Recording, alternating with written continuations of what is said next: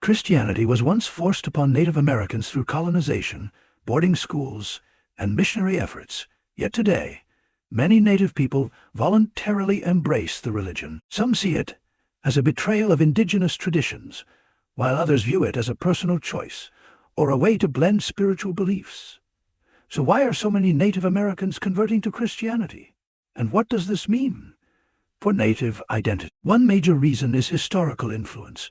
Since the 1600s, Christian missionaries have worked to convert Native populations, often through force, bribery, and coercion. Many Native children were taken from their families and placed in boarding schools, where they were forbidden to practice their traditional beliefs and were forced to adopt Christianity. Even after these schools closed, generations of Native families were raised with Christian teachings, making it a lasting part of some tribal communities.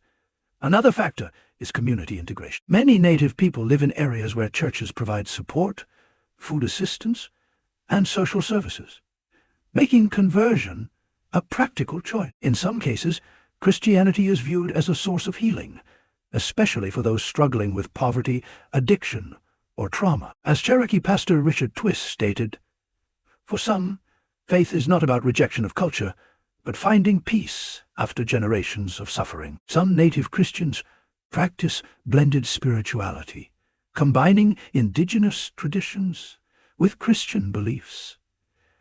This can be seen in Native-led churches, which incorporate drumming, Native languages, and traditional ceremonies into Christian worship. However, many Christian denominations reject indigenous practices, forcing Native believers to choose between their faith and their heritage.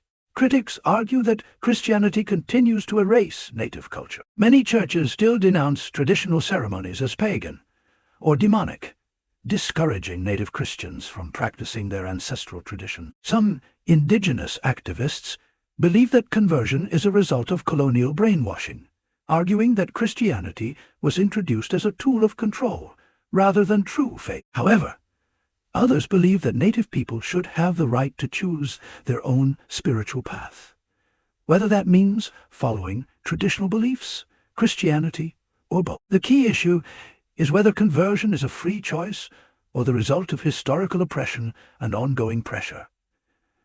So, why are so many Native Americans converting to Christianity? The answer lies in centuries of missionary influence, cultural integration, and personal faith journeys. The real question is, can Native Christianity exist without erasing indigenous identity? Or is it always tied to colonization? What do you think? Let's continue the conversation.